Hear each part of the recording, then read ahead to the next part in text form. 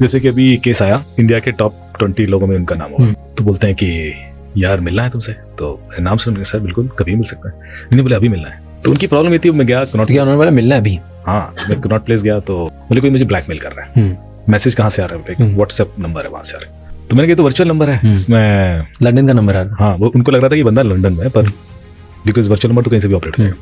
तो मैंने कहा है तो आसपास की।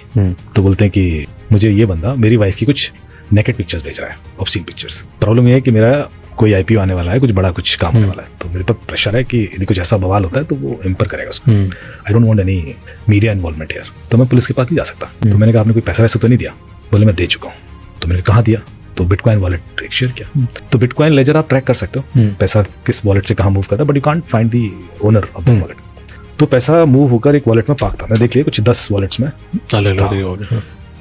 तो मैंने कहा कि देखो ये बंदा जो भी है तो स्मार्ट, ये वेट करेगा, अभी इतनी जल्दी तो कन्वर्ट करेगा नहीं एक्सचेंज से।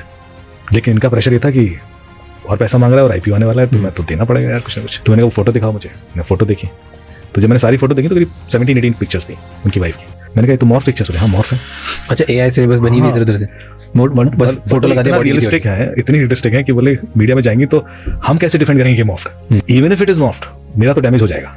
Fake pictures. अब सोचिए कि इतना बड़ा आदमी, इतना पावरफुल आदमी 17 पिक्चर्स के चक्कर में फंस गया है। तो मैंने फिर देखा बार बार, तो मैंने कहा कि आप जब एआई से पिक्चर जनरेट करते हो तो आप एक ओरिजिनल पिक्चर देना होता है, देन यू कैन जनरेट। तो मैंने कहा इसके जो फेसेस है ना वो अलग अलग पिक्चर से जनरेटेड, क्योंकि हर बार लुक अलग है, जो उनका ज्वेलरी कुछ पैटर्न अलग था। तो मैंने कहा कि ये ओरिजिनल पिक्चर्स कहाँ है? बोले वो उसके इंस्टा या फेसबुक में होंगी। तो हमने वो पिक्चर्स निकाली जो ओरिजिनल पिक्चर्स थी। जब आप ओरिजिनल पिक्चर्स अपलोड करते हो ना, तो आप हर पिक्चर के एक यूनिक आईडी बन जाता है, वो मैंने नोट डाउन करने शुरू किया। So we mapped all those pictures with the original pictures, जहां से रेफरेंस पिक्चर्स ली गई। मैंने कहा 2 दिन में बता दूंगा सर कौन है बंदा। 2 दिन बाद आइडेंटिफाई किया, बंदा अरेस्ट भी करवाया।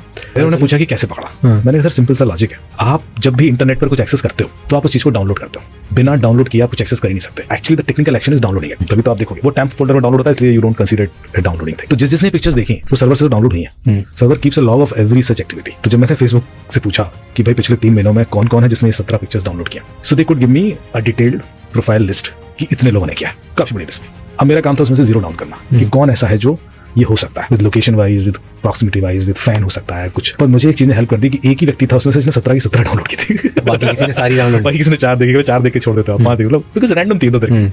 सो there are sometimes these kind of chances works, and वो बंदा बड़े आसानी से ट्रैप हो गया। वरना मुझे टाइम लगता क्योंकि 550 के करीब प्रोफाइल उन्होंने भेजे थे, पर मैंने कहा एक ही है 17 देखिए। तो ये इतना इजी होता है टू ढूंढना यूनिक आईडी एंड ये सब? इजी नहीं होता, लेकिन अब इजी बनाना पड़ता है विद एआई एंड ऑल। तो बेसिकली उनकी एक्स कलीग था, उनकी वाइफ का एक्स कलीग था, और वो अपॉर्चुनिटी उसको लगी कि यार इस समय पे प्रेशर में आ जाएंगे। एंड कुछ इतने बड़े आदमी की फैमिली से रिलेटेड है तो वो सामने वाला भी तो बड़ा ही होगा। बड़ा नहीं जरूरी नहीं है। अच्छा, ऐसे ऑफिस में था? अरे बहुत सारे इनसाइडर होते हैं।